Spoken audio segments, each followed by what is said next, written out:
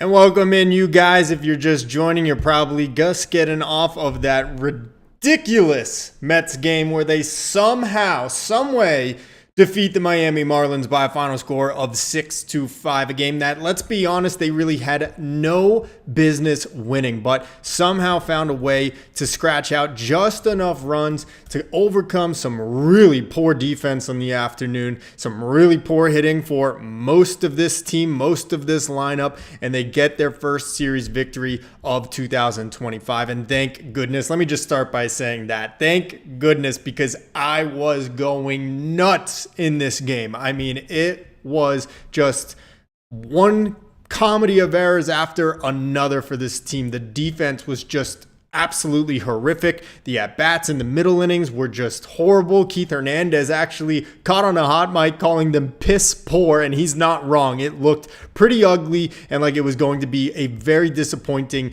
and very frustrating series loss for the Mets down in South Beach. But fortunately, as you see in the thumbnail, as you see in the header right above here, Pete Alonso saving the day. Another clutch home run for Pete Alonso in the 8th inning to tie this ball game up with 2 outs, mind you, and the Mets somehow again outlast the Marlins in 11 innings. They get the rubber game of the series and now get to head back to Citi Field for their home opener versus the Blue Jays on Friday on a good note. As Pete said in his post-game interview, it'll be a happy flight back to LaGuardia. So really pumped about all that. Thank goodness, guys. If you're new to the channel, be sure to subscribe and leave a like on this video so I can keep doing some streams, whether it's pre-game, post-game, or a series recap like this. We're going to focus mainly on this game here from this evening rather than the entire series. I had a bunch of graphics created, a bunch of stuff about the Mets offensive woes and struggles, but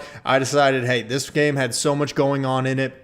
Let's just focus on game 3 of this afternoon. So, by the way, you can also scan this QR code right here, and that'll give you all the latest news of when I'm going live, when I'm posting videos, all of my social media. So easy way to keep up with me and to join the stream. I want to get in here with all the other Mets fans and be able to chat it up with you guys. So hopefully that'll be the case. But wow, what a freaking game for the Mets. I mean, this one had me pulling my hair out by the 7th inning, and even more so as the game went on through extra. So let's get a little recap. The Mets obviously off to a fast start. Pete Alonso with a sharp RBI double into right center field in the first inning to score Juan Soto, and they're immediately out to a 1-0 lead. Then in the 3rd inning, Clay Holmes on the mound. The Marlins able to scratch across 2 on a Jeff Conine single, and then an Otto Lopez reaches on what was considered a fielder's choice. It was really a throwing error by Mark Vientos at the plate. And so one of many miscues from Mark Vientos, which we will get into. The Mets bats really didn't do a whole lot then from that point forward.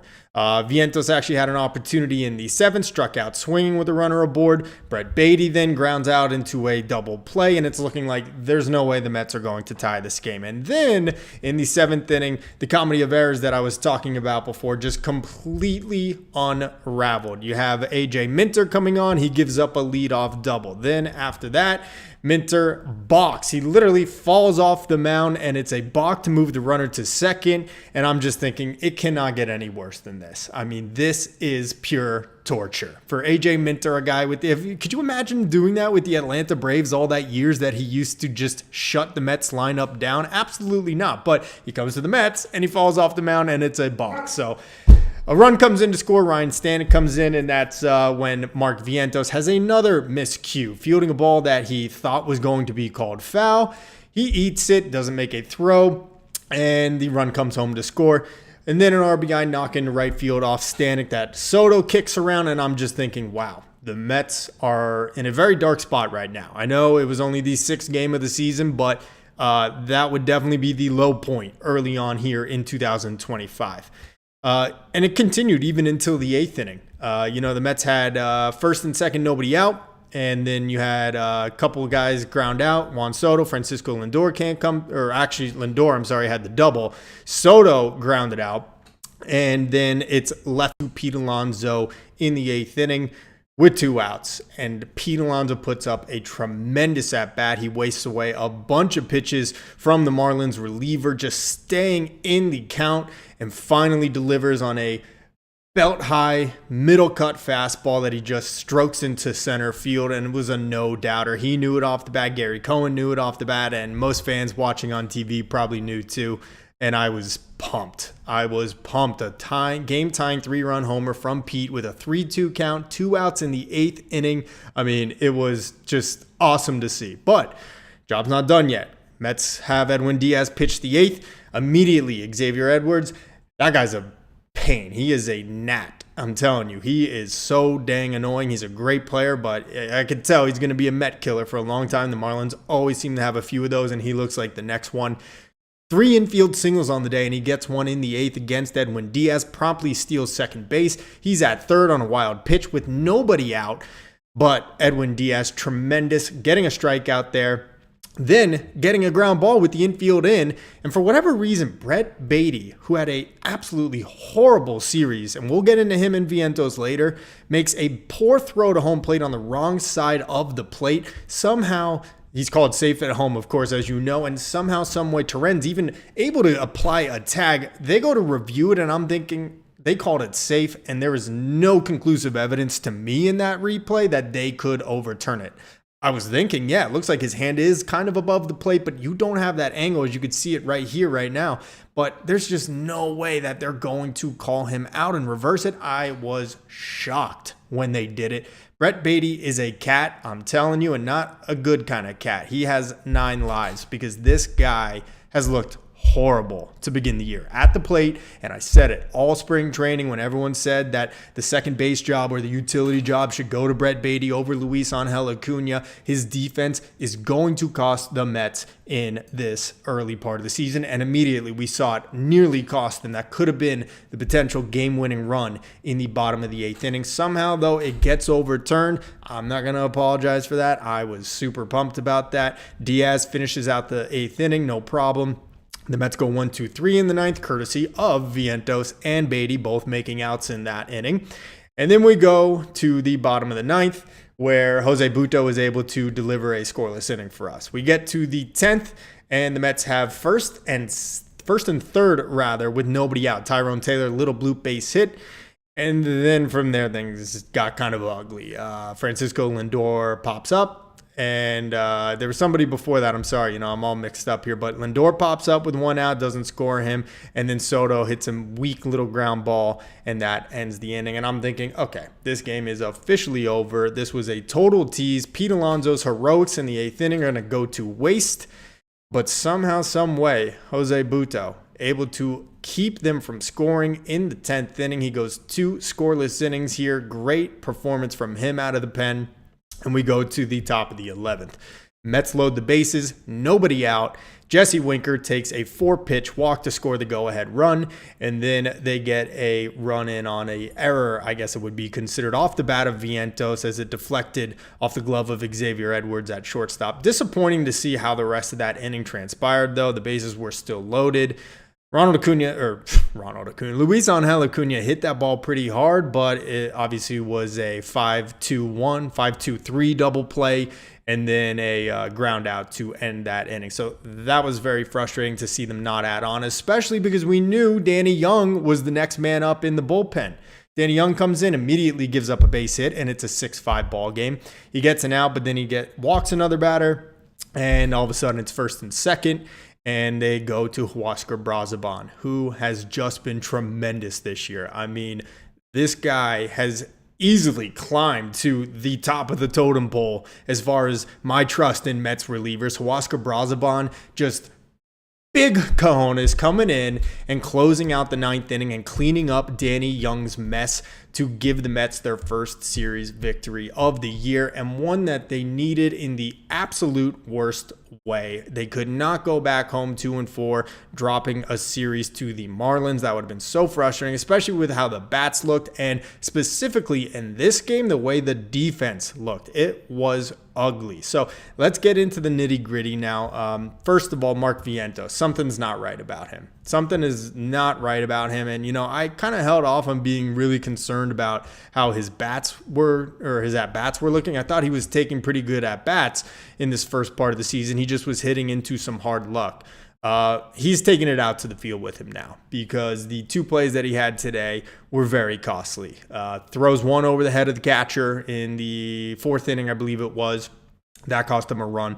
And then in the seventh inning, he fields that ball that he assumed was going foul and basically just gave up on the play. And this is coming less than 24 hours after he gave up on a play yesterday when he broke it down before hustling all the way through first on a ball that was bobbled by Graham Keeley, whatever his name is, the third baseman for the Marlins. He probably would have been safe. He was asked about it from reporters today, and he actually said that won't happen again. Francisco Lindor and the first base coach for the team, Antoine something, talked to him about it, and he knew that he made a mistake and it won't happen again today. Well, he basically did it again today, except just on defense instead of offense. So something's not right now. His body language really does not look very, very good for Mark Vientos. He's taking it out to the field with him now, it looks like. So that's very frustrating, no doubt about it. Obviously, they kicked the ball around here. You know, we saw Juan Soto kick that ball out in right field, which didn't technically cost them a run. A runner was on second in that inning against Stanek. It was a clean base hit in the right field. There may have been a chance of throwing him out at the plate, but they did have some speed on the bases with that runner that eventually scored, so I'm not going to hold it against them. But you also add in the balk from A.J. Minter where he falls to the ground. It was just a really, really ugly game for the Mets, and they had their bacon saved by Pete Alonso hitting that 3-run home run to tie it in the 8th. So thankfully, the Mets do come away with a win. But again, the Bats, they really didn't do a whole lot in this game. You know, we get the RBI single to open things up from Pete Alonso in the first inning. And then from there, you know, we basically got shut down by a pitcher who's only making maybe his second or third career MLB start. You know, I got to pick his name up here. It was Connor Gillespie, who I said in my stream yesterday, I said in the series preview earlier this week, the Mets should absolutely tear this guy apart. He's only made a handful of career starts. He's basically a journeyman. He's a non-top prospect. He went 5 innings, gave up just 4 hits, 2 of those doubles to Pete Alonso, and just 1 earned run and struck out 6. I mean, that was tough to watch, you know. The Mets again then get into the Marlins bullpen. And just like the other day, they really struggled to do a whole lot again until Pete Alonso, who just had an amazing afternoon. 2 doubles, the 3-run homer, and then in the 11th inning rather, something that may go unnoticed, he works a great walk, which ended up loading the bases. That was tremendous from Pete. You know, he didn't try to do too much. He didn't want to, you know, go out of his zone. This has been a big thing for him this year, is just staying within himself, not trying to cover the entire plate, and so far the results have shown. Absolutely phenomenal day for Alonso. See, even Mookie's happy about it. He's all pumped about it too. That's right, I named my dog Mookie after Mookie Wilson. So let's take a look at Pete here, what he did for the day, his final line. Pete goes 3 for 4, of course, the 2 doubles, the 3-run homer. He also draws a walk. That's an OPS of 1090. Damn, that's good.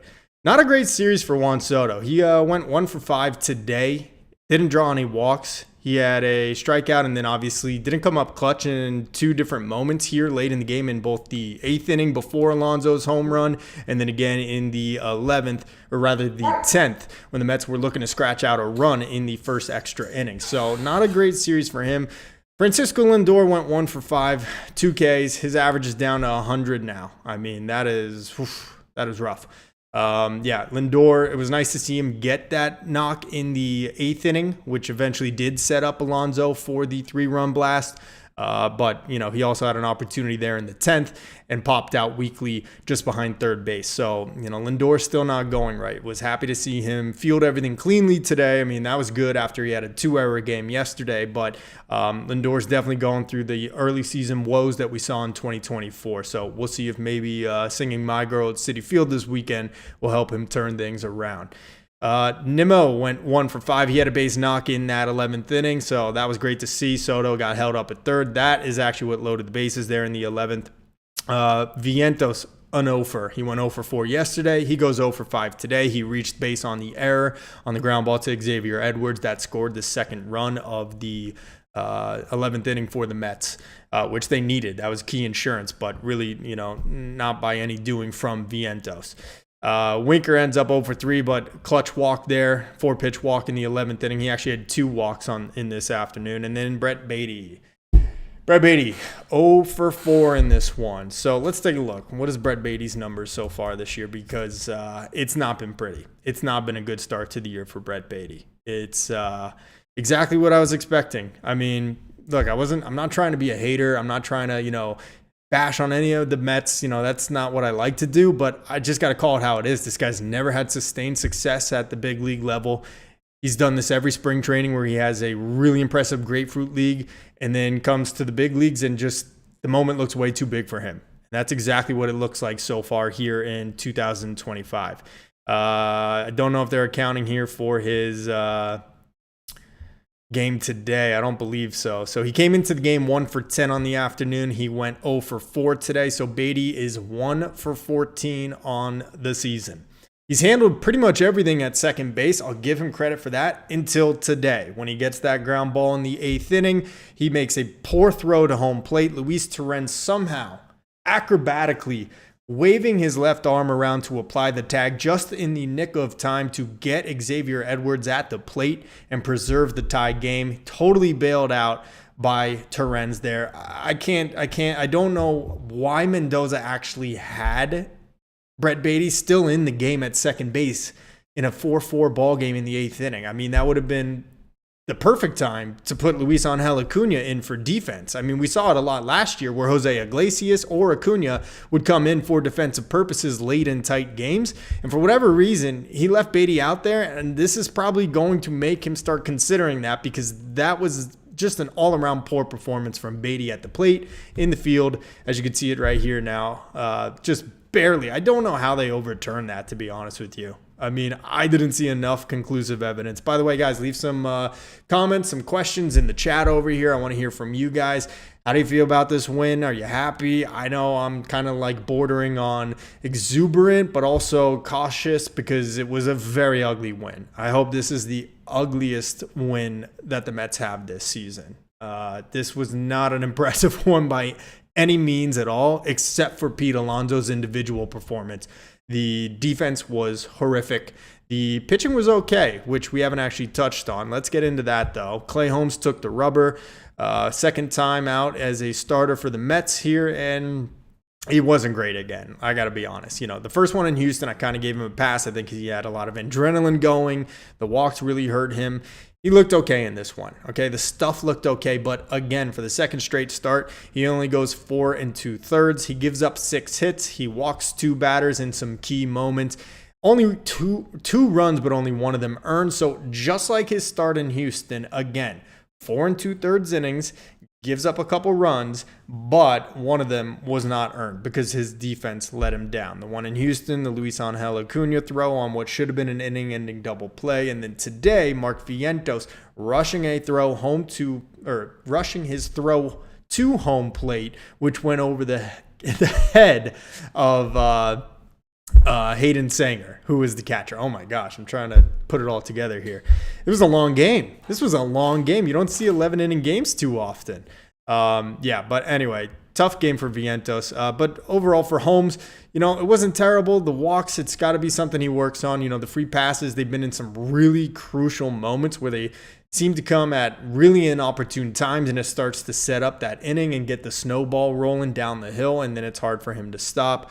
The defense obviously didn't do him any favors, but not a terrible performance. I mean, as it stands here for the season, his ERA is 2.89 over 9.1 innings. So, very small sample size. And in the end, we're going to need to get more length out of Holmes. But it's been a case of the walks hurting him and getting him out of these games early. And, of course, the defense not exactly being his friend either. But another solid performance from Reed Garrett. He goes an inning and a third. He gives up just 2 hits. So love to see that. Has yet to allow a run this year. AJ Minter did not look super sharp. The leadoff double in the 7th inning. He then gave up another hit. He had 2 earned runs. He obviously had the balk, which was LOL Mets, so not fun to see. He goes just 2/3 of an inning. He gave way to Ryan Stanek, who gave up that inherited run on a base hit to right field. That was the lone hit he gave up, but he did also walk a guy, so he just pitched 1/3 of an inning. Tough one for Stanek to come into that moment there. Tough one for Minter. But then after that, when the Mets do eventually tie the game on the Pete Alonso home run, the bullpen really came together. Edwin Diaz actually pitched the bottom of the 8th inning because he was already up and warming. So Diaz goes an inning. Of course, it was the infield single from Xavier Edwards, but able to get out of that one unscathed. Thankfully, a little bit of good fortune on the reversed call at home plate, and the Mets able to go to the 9th inning with a clean slate. Jose Butto would pitch the 9th inning again in a tied ball game, and then he would pitch the 10th inning with the game still tied after the Mets failed to score. He went 2 perfect innings in this one. He's yet to allow a run this year, so 2 more perfect innings for Jose Butto. I said it in my preseason predictions for the 2025 Mets that I believe that he is going to emerge as one of the top relievers in all of baseball this year. I still feel that way. And the best part about Jose Butto, he can pitch in any situation. He can pitch in the 6th. He can pitch in the 8th. He can pitch in extras. He can be high leverage. He could be a guy that comes in and eats multiple innings for the team. And that's why I think he's so valuable to Carlos Mendoza. And he did just that today. He gave way to Danny Young in the 11th after the Mets got the lead, and that was not pretty. Okay, Danny Young had a really rough outing in the first game of the series against the Marlins, and then he ends up starting this one with a base hit to Xavier Edwards to cut it to a 1-run lead. He issues a walk, fortunate to get a strikeout then, but then he gave way to Huascar Brazoban, who, just like I said at the beginning of the stream, big cojones. This guy's been tremendous this year. Gets 2 huge outs, a fly out to center field, and then striking out Otto Lopez, who I was just envisioning